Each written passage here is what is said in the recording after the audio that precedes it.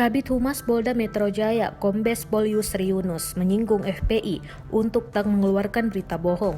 Yusri pun menambahkan jika ketahuan ada yang berbohong bisa dengan mudah dipidanakan.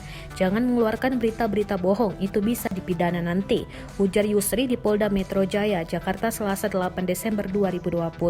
Hal itu diungkapkan setelah Sekretaris Umum atau Sekum FPI, Munarman, membantah jika pengawal Rizik Syihab tak memiliki senjata api.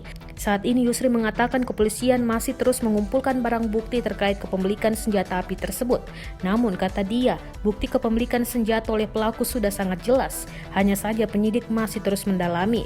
Statement Munarman, FPI tidak pernah membawa senjata api. Bukti kepemilikan senjata sudah jelas bahwa si pelaku ini memiliki senjata itu.